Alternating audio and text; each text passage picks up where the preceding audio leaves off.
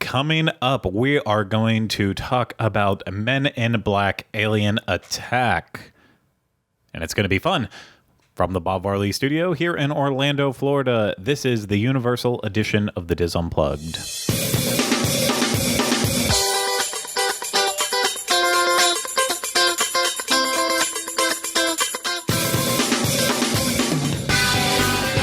This is episode 241 of the Diz Unplugged Universal Edition.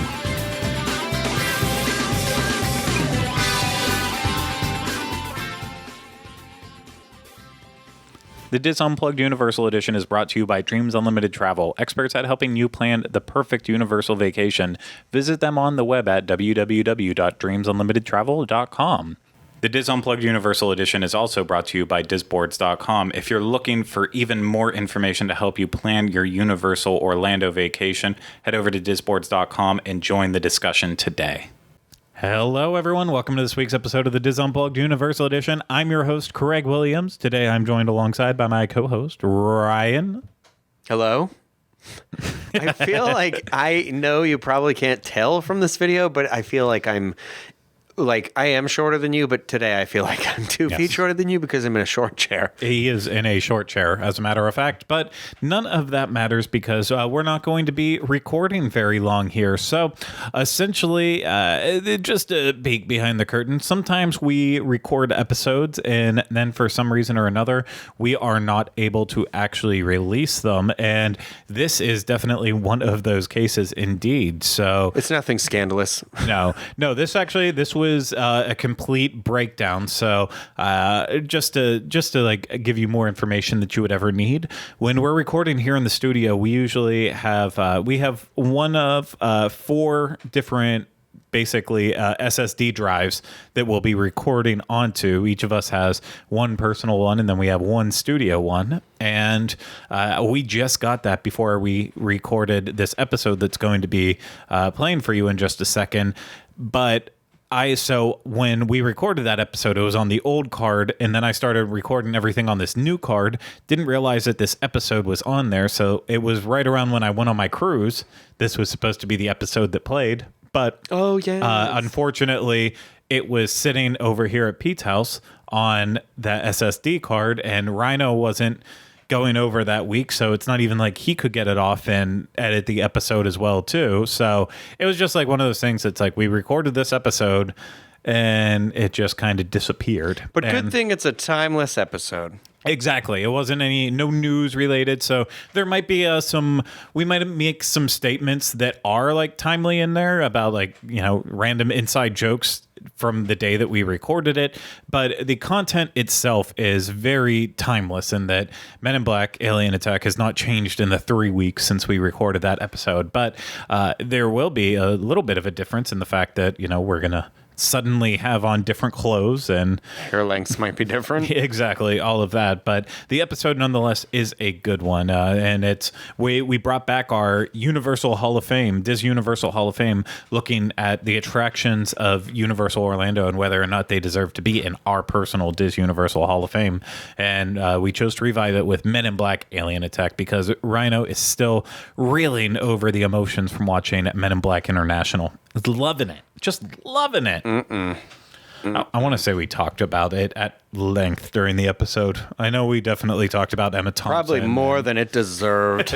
Probably. It's going to be wild for me to go back and actually listen to it. I'm probably going to. Did you get the DVD on Black Friday? I buy the not. DVD. I mean did the not. Blu-ray now. No. I don't. I want more stuff in life, and I'm not going to get more stuff by getting buying more stuff. Yeah. Gotcha. You got me. I got you. So that episode we're going to have for you. So I don't think there's anything else I have to set up for it. So I don't know what part it's going to start into. Sorry if it's a little awkward, but go ahead, please sit back, relax, and enjoy Ryno and I talking about Men in Black Alien Attack. A little bit around the time when it had to have been back in 2015, 2016 when we revamped this show. That was 2015. 2015, Yeah. because that's when I started. Yeah, exactly. When we revamped the show, one of the things we said we were going to do more of was dining reviews, as well as going a little bit more in depth into the parks and such. And one of the things we started doing eventually with that was what we called the Diz Universal Hall of Fame, and that was where we were going to go back and look at attractions that are here and ones that have gone that we think like, oh, hey, maybe we should nominate them for the Diz Universal Hall of Fame. And inevitably, it was something that eventually stopped.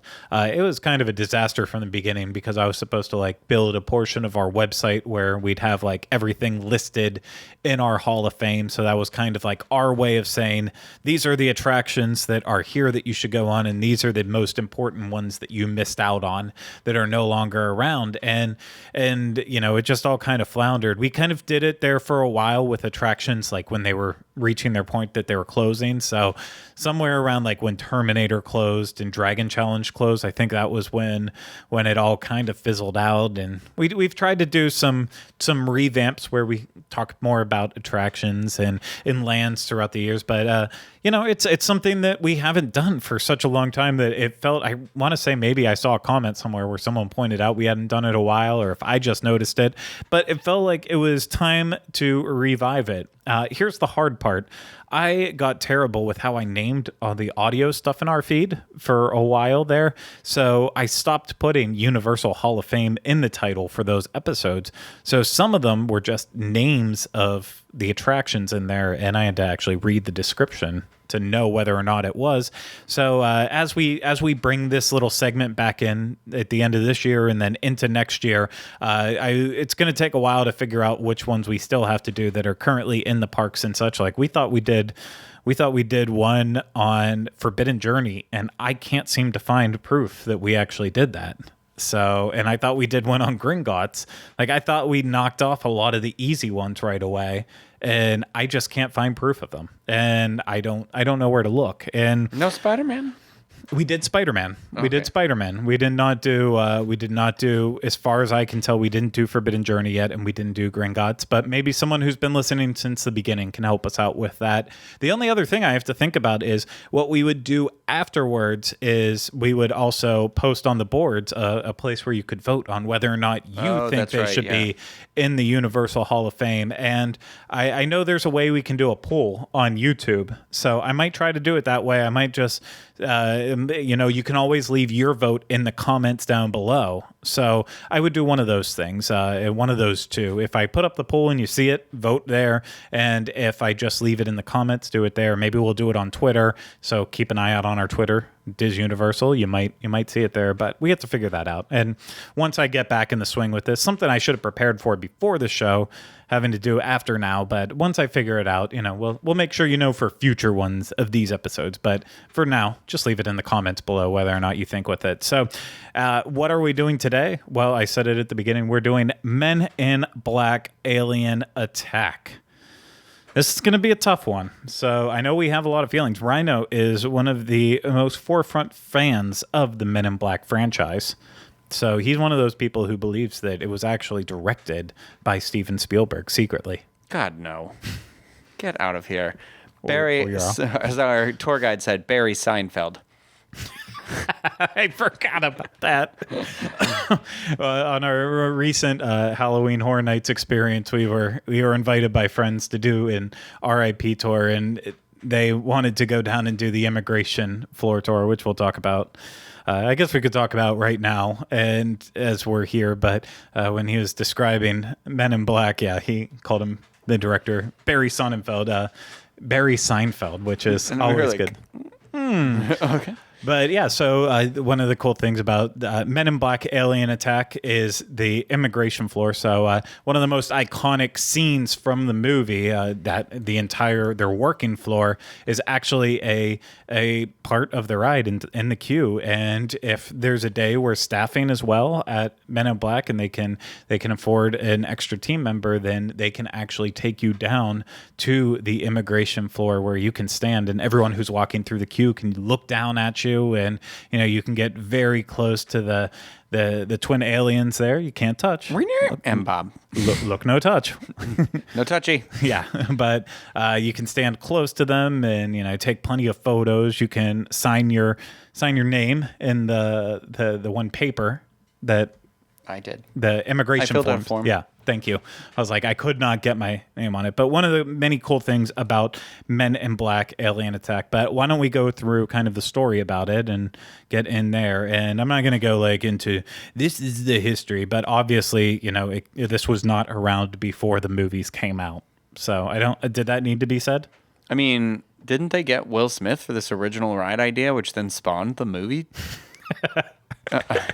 I would love that to be the case on it. That would be absolutely hilarious. But it definitely it could have happened that way. Maybe it happened that way. But anyways, let's talk about Men in Black Alien Attack and what it is. So there's motion on top of motion, and you also have the ability to shoot your weapons that you have on there, and you're doing so in a very different style for the Disney fans, I guess would put it. So Disney fans are used to shooting at very distinct targets on something like Toy Story Mania or Buzz Lightyear's, not Astro Blasters, Space Ranger Spin. Thank you.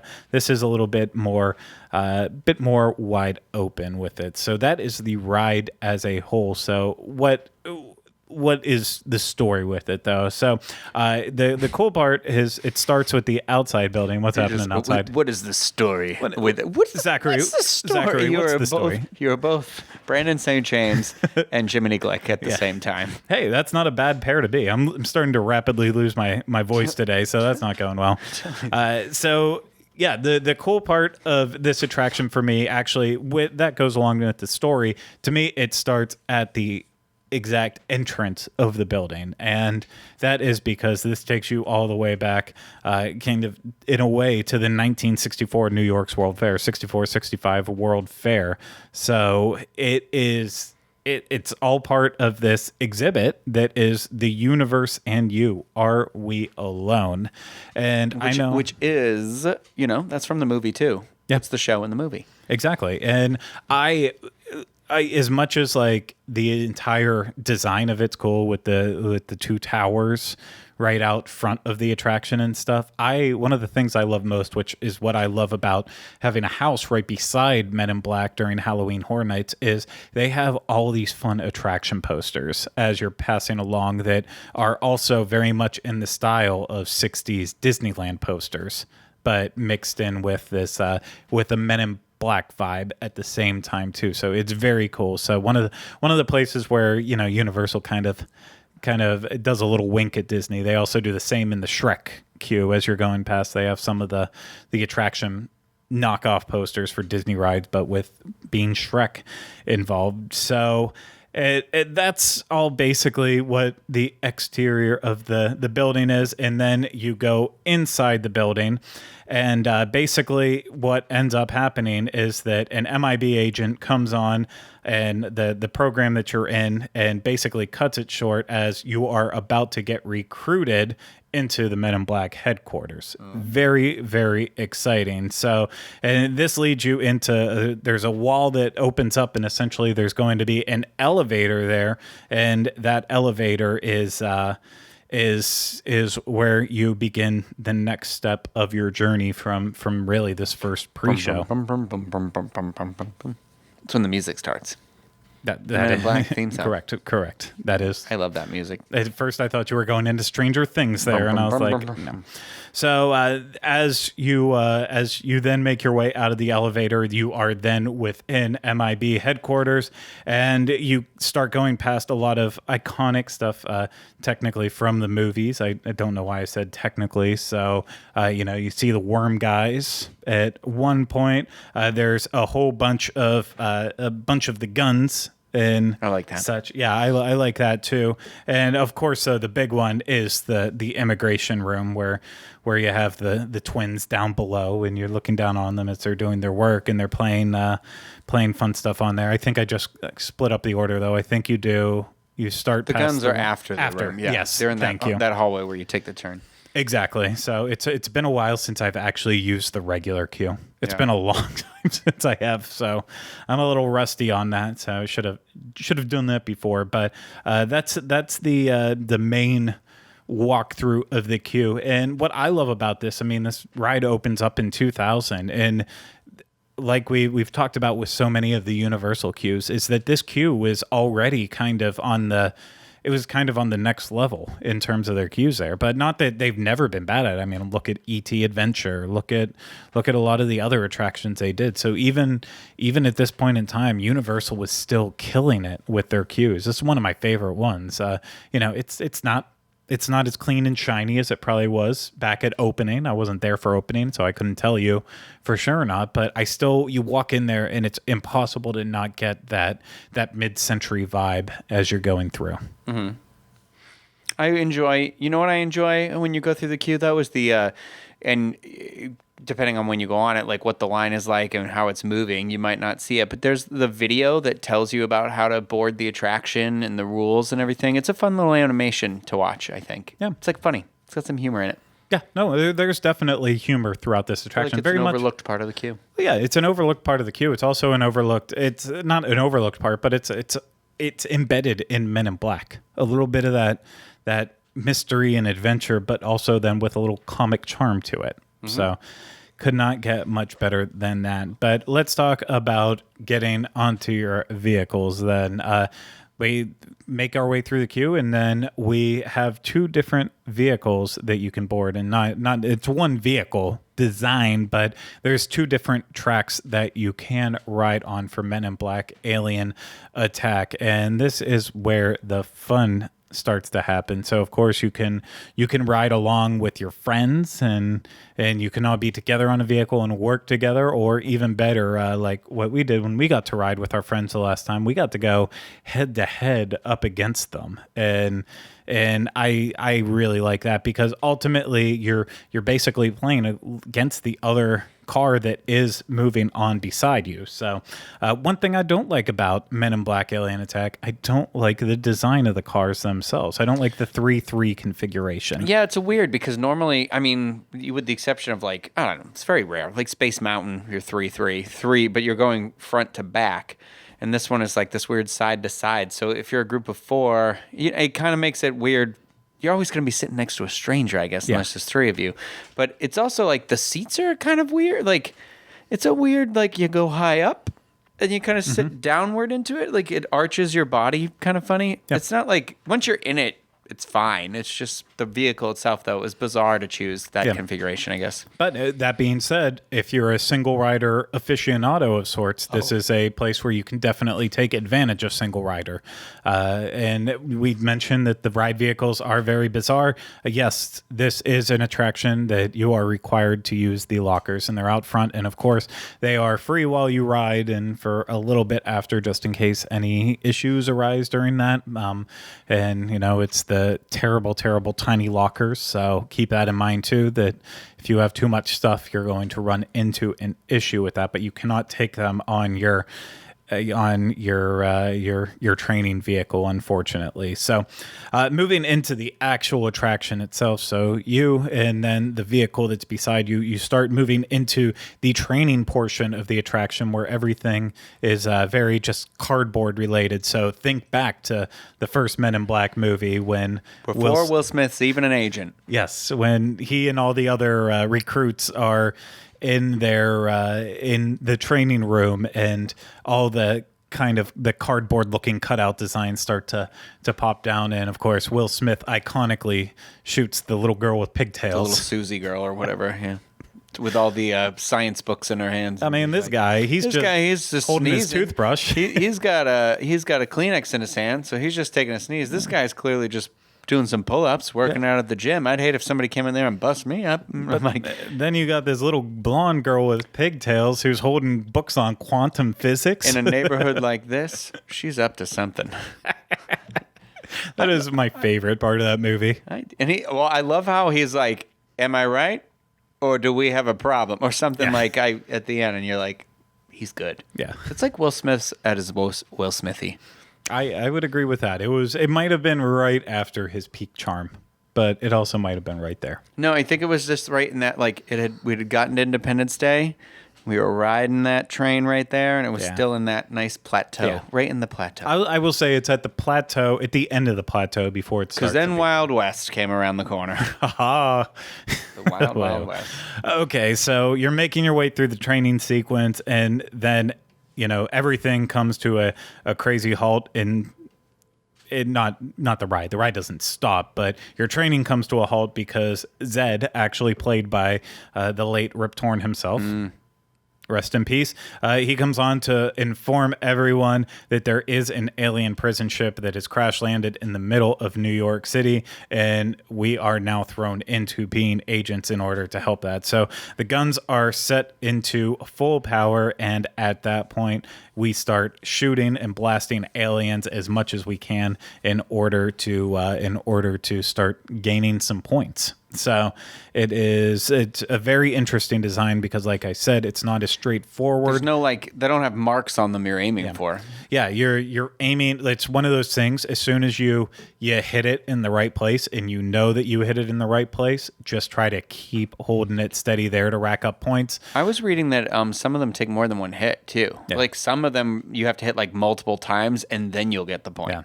And, of course, if it's closer to you, it's going to be a lot less points. If it's further away, it might be a lot more. If it's very go for the compacted. blinds. Exactly. Lots of little secrets and tips that you can use to score points. I'm not trying to plug VIP tours in any ways, but I will say that if you don't know someone who works at Men in Black Alien Attack, or you don't have the opportunity to ride with an agent. If you ride with a VIP tour guide, you do a VIP tour, I will tell you that they do go on these attractions a lot of times with their guests, and they learn how to play, and they know this stuff. You talked up Kylie though, and her score was not 99999 like I expected. Well, that's it. So my wife used to work at Men in Black Alien Attack for a little while. She was a leader there, and out of practice. Yeah, she was very out of practice. I mean, she doesn't like riding it on a normal day, but she would have to ride it throughout the day for her shift and stuff. And she literally would get to the point that she rode it so much where she would max out her gun, and then she would still get a couple 100,000 on the gun next to her because she was just bored at that point. So she used to be really good, but yeah, she's kind of fallen from grace a little bit. When we rode, I was the top scorer in our car. Thank you very much. But I'm not that great at this. So anyways, to keep the story going on. So the one bad part of this attraction, bad in terms of scariness, is that at one point in this attraction, the two different ride vehicles eventually go through a scanner. And that's when we realize that the opposing car is actually all full of aliens in disguise. Mm-hmm. So, I mean, they're alien criminals. Let's be specific, because some of the aliens are good guys. That is a good point. Let's not say that all aliens are good. We would be terrible Men in Black agents if we thought that. Exactly. So that is a very good point, Ryno. Thank you for distinguishing that. So a whole bunch of alien criminals in the opposite car from you. And at this point, it turns into a shootout at the other car. So at the top of each car is a red target. Yeah. It's not a target per se, but it's like a beacon. Like a light. Exactly. And the goal beacon, it starts to actually shoot it. And because this is the part. You got to get them, because if they get you, and that's what they say in the ride, but it makes your car the exhaust goes off and you spin around. And so somebody could so literally the second this happens, my one goal is to just keep dinging that red button on top, because I do not want to be in the spinning car. Exactly. No. And I mean, a lot of times I would say it ends up being a pretty even mix where you're spinning as much as the other car is. I've been on ones where we did not stop spinning. And I'm usually not on the side where the other car is doing all the spinning, so that'd be a lot more fun. But it's a very interesting, cute part of this ride that they included that in there. It really takes it to the next level, I think, in terms of shooting attractions. But then we get an update from Agent J, played by the indomitable Will Smith, as we've already said multiple times here. The Tour de France. And this is where the game ultimately shifts in that we're coming up with the biggest, baddest bug. So we are going to come up face to face with what we suppose, I guess, would be Edgar. Because it is a big Edgar sugar water. So it's a giant cockroach alien. So I guess it is safe enough to assume that it is Edgar. I need to ask Kylie on that one if that's what they call it. I don't know if it is Edgar. No, they say a bug. Yeah, Right.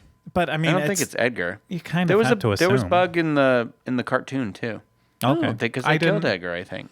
Yeah, but why? Since when did that matter in any attraction? The Wizarding World in Harry Potter was built after Dumbledore died. Yeah, but it takes place before.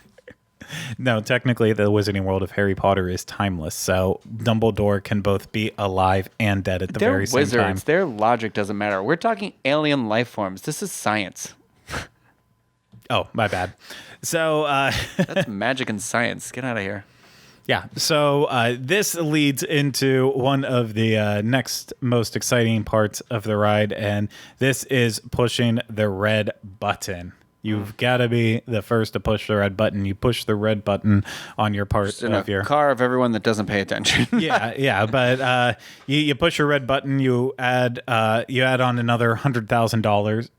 $100,000. This is a fancy ride. Yeah, that'd be a good one. So 100,000 points to it if you're fast enough on there. So you got to do that. But it's really right at the end. Then it goes into this big chaotic spinning section, and the ride at that point is over. So and you get ranked, and that's basically the ride. Besides in a way that is very similar to the end of The Mummy, we also have one final appearance by, again, Agent J. Will Smith to come on and tell us how we did, and yeah, that is spoiler alert. It's always terrible. Well, see, I can never remember because then we get neuralized and we lose all memory. And then they say, "Are we alone? Of course we are." Because the whole thing was to get people to think that you're not. Like anybody that thinks aliens might be real would go in here, and it's set up by the Men in Black to be like, no such thing. Yeah. So, Ryno. Yeah. I'm surprised this attraction has never received an update with any subsequent movies. Subsequent movies? Subsequent movies, you say? Movies. Like no, Emma Thompson any of them to replace Zed before. I mean, before he passed. I wouldn't suggest that now because he died. But his character did die in the films in the third, between the second and third, and then it was Will Smith in 4 of them, so you didn't need to replace him. But now we got the other 2. Yeah, I will say that in this ride overall, I feel like of a lot of the rides at Universal, this one is starting to hit the point where it's in dire need of a refurbishment of sorts. So the ride portion itself, I'd say, is pretty fluid. I mean, there's a lot of stuff that doesn't always work perfectly and such, but overall, like I think it needs the TLC in terms of what I said with like the queue. It feels a little dirty and grungy now when it should be a lot more stark. Granted, guests treat it terribly, so there's only so much you can do with that. But like you get down on the immigration floor if you did get to do a tour of it, and you're like, this feels old. It doesn't feel. It feels like a Filene's basement. Yeah. You know when you like go underground and you're like, it feels dusty down here. Yeah, that's a good way to put it. And you know, it needs like a high definition upgrade with all of the video. The effects, I think maybe some like they could throw in some like projection effects somewhere here and there if they want to. It's like I don't want to see the attraction go away or anything because one of my things I love about this is it's a 3-dimensional world that you're moving through. I mean, how often do you have games like that? I know we compared it to Buzz Lightyear Space Ranger Spin, but it's not the same. This one's definitely more like we are supposed to be in New York, and these are these aliens, you know, whereas like the Space Ranger Spin is more like the animated it's goofy. I don't know. Yeah, it's more basic overall. Yeah. This feels like the next Flat. level. This Yeah, is three-dimensional. exactly. Then that is a big selling point of it too. I would not want to see any of that changed. I love that aspect of this attraction. You know what? I will be in the major minority on this one. As much as I do love Will Smith, and I think to lose him with this attraction would Chris? be bad. Yeah, I did not mind their characters in the movie, in the latest Men in Black International. I didn't mind their characters. I minded a lot of other stuff in that movie, but I enjoyed Chris Hemsworth for who he was. I like love Chris Tessa Hemsworth anyway, Thompson. so I'm never going to say no. Yeah. And then, if you can throw in Emma Thompson here too, like that really is a dynamic duo. However, I will, even though Chris Hemsworth and Tessa Thompson and Emma Thompson are all great in their own right, Will Smith is Will Smith. Yeah. And you know what? Some of his recent movies have not shown that he is the star power that he was once when this movie came out, but there is no doubt about it that he is still iconic. Universal is heavily visited by people who aren't from the United States, who are from South American countries, who are from Europe, and I guarantee you that they would all still know, if they don't know Men in Black, they know Will Smith. And if they're Marvel fans, maybe they know Chris Hemsworth, but I mean, you could argue this is independent of the movie too, and just say it's the thing that exists in its own universe. It really does, and I think that's part of the reason why it works at Universal, because it's not, besides Steven Spielberg's production involved in the movie, it's they're like I don't watch Men in Black and think Universal, because it's not a Universal movie. Is it not? No, it is Sony. Columbia? It's Sony. You're right. Sony? It's Sony. No, it's Yeah. I thought it was Sony, but It's Sony because I had the problem when the Blu-ray of the third one came out. It was like you could only redeem it through Ultraviolet, and I only had one other one, and it was like Spider-Man 2, and none of the two of those will ever show up in my Apple movies for some reason. So it does have that tie to Universal. It's just not. It doesn't scream Universal, and it's Columbia and Sony. Okay. Sorry. So we were both right. Both of them right. Yeah. Production was Columbia and Amblin Entertainment, and then Sony was distributor. Yeah. So very, very light towards Universal on that, but it's not anything that necessarily screams it. It does. I will say a downside to it. It kind of sticks out as a sore thumb in its park, even though I love that mid-century design. I love the 1964-65's World Fair. It is this big, stark white building, white and gray building that is sitting at the edge of this lake that's sandwiched between Springfield and Fear Factor. And it's very much in the same vein of Skull Island, Reign of Kong. It feels like, okay, well, if you lost Men in Black and you lost Fear Factor Live, think about how much more Potter you could add on right there with that land. It is a very big building. It's not their biggest building that they have on property, but it's hard for me to sometimes look at it and be like, couldn't they find something that fits in better here? Because it's just there on its own by itself. You know what was interesting about this, though? I read this earlier, that it was originally supposed to be a replica of the Orlando airport. Oh. It was supposed to be MCO, and guests would come in on one of the Moving walkways. The moving walkways. Or the people movers. People. I can't remember now. I think it was the moving walkway, but now I'm thinking it actually said the people mover. Well, because if it's MCO, it would have to be the people mover from the terminal to the main area, but you just started saying... No, it was people movers. Okay, people movers taking them underground to a Men in Black training facility. However, it was the executives who were unsure of the concept and instead wanted at least one recognizable item from the film. So that's where they came up with the idea to put the two discs from the World's Fair because of the finale of the first film. It's funny because it was like... If this had been built now, they would have definitely put the airport as the exterior, because that's the whole thing with Diagon Alley is it's London. So you're like, oh, okay. Like you have to, it's about a secret facility. And it's funny that they were like, it would be too secret. People would be confused. Like, I think that would be hilarious. Yeah. However, I also don't think the airport is like super recognizable. So No, we do not have a recognizable I don't even know what the front of it looks like. So I only know what It's drop off long. and pickup is. Yeah. So that's why I'm like, Yeah. I think they made the better choice here, but that will lead us into, we obviously love the ride. We've talked about that, and we love the interior design. We love Men in Black as a whole, but in terms of the grander scheme of Universal, is this Hall of Fame worthy? Is this when this eventually leaves one day, because nothing is set in stone at Universal, really, except for E.T. and apparently Horror Makeup Show.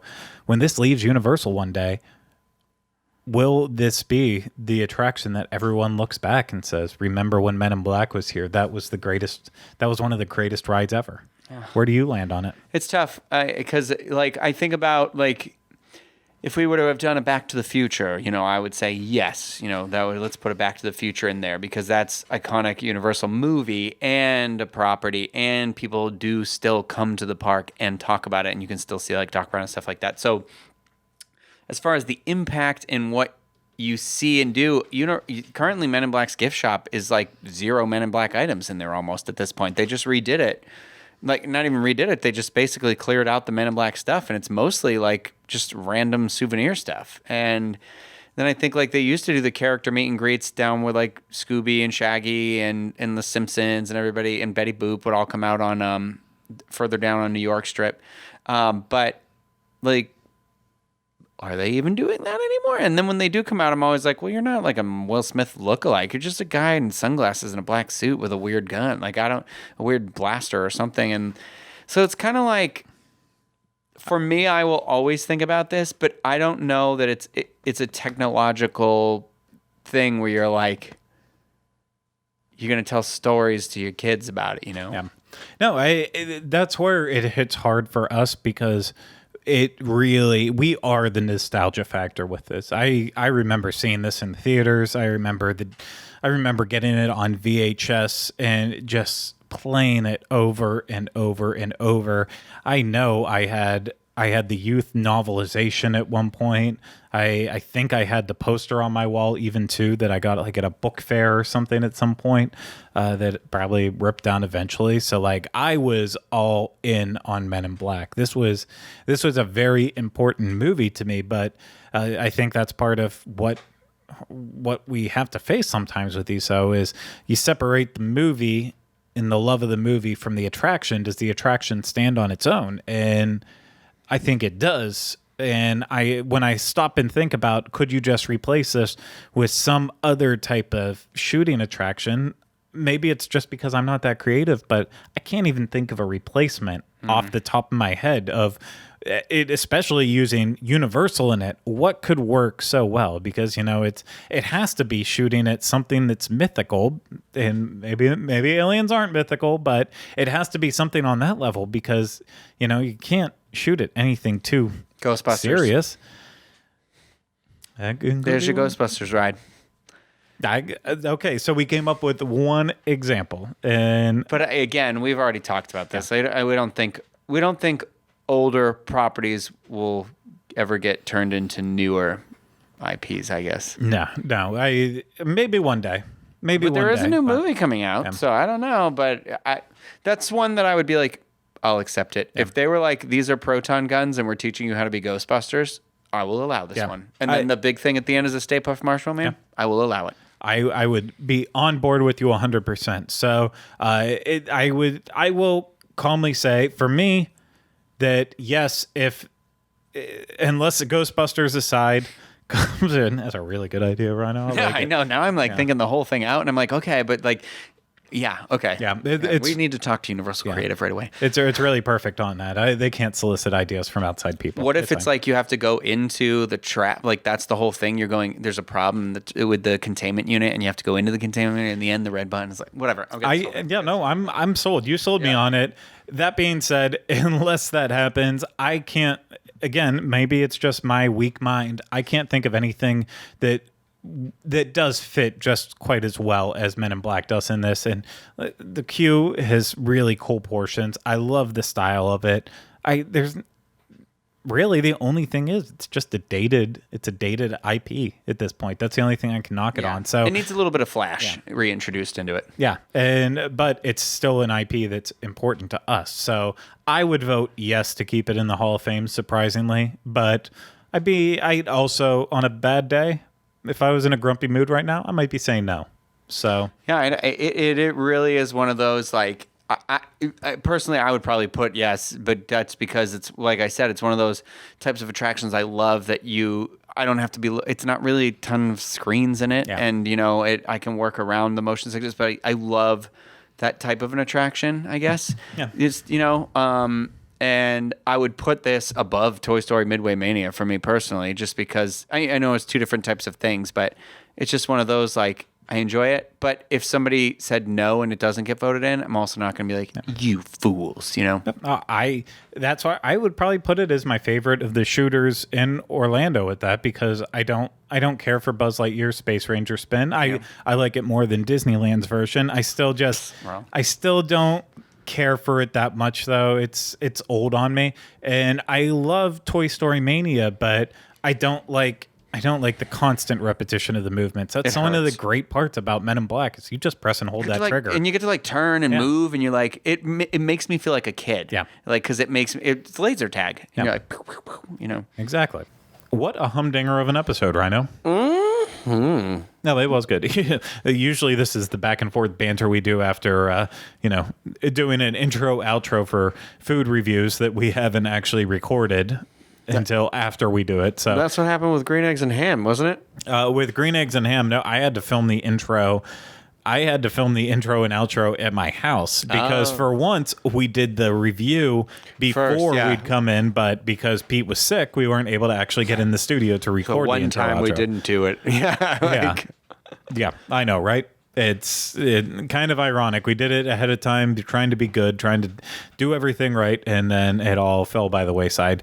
But that doesn't matter. None of it matters. Nothing in life matters. Nothing really matters. I know. No. Well, I'm depressed. And unfortunately, we are also actually out of time. Normally we would do our questions. I know we haven't done them in weeks now, so it's even kind of hard for me to say normally we wouldn't do that. But actually, in fact, we have to get out of the studio very rapidly here, so we won't have time to answer them. But I think we'll make time to do a couple end of the year answers next week, because next week will be our final episode of the year before we go on hiatus for this show.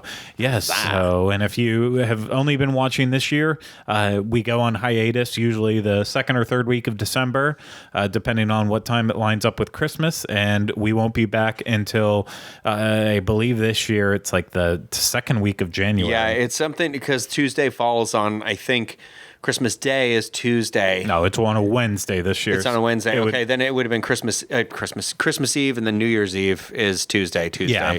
So it's so we won't be in the studio to record on those days. So we won't be back then, I guess, until Sorry, I had been watching something and I was trying to check the calendar. Yeah, I had one of those last time we recorded something. So it's this one's on you. So I don't think so. It means the next time we'd be in the studio recording, it's probably going to be Tuesday the 7th, which means the next episode that it would come out would be January 9th. Yeah. After the next one. Yes. So you get one more. Yeah, you get one more. And I believe that's going to be our end of the year Rynos. That we'll be taking a look back at 2019 and talk about what were the highs and what were the lows for us with Universal. And I know it's going to be a fun list to go through and dig through, so that'll be fun. Maybe we'll answer a couple questions, and then that's not going to be it. We're going to have at least one Universal video come out while we're on hiatus. So I think we're going to go and we're going to complete the rest of the items at Green Eggs and Ham and try them out for you, and maybe toss that together with the show we already released and do a full review of every item there. But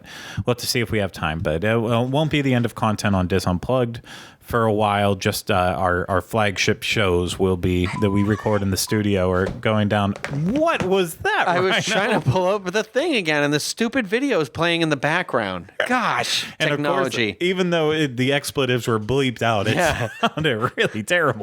Ironically, too, that was from Superstore. I was watching bloopers on the Twitter. There you go, watching it on the Twitter. On the Superstore Twitter. Oh, thank you.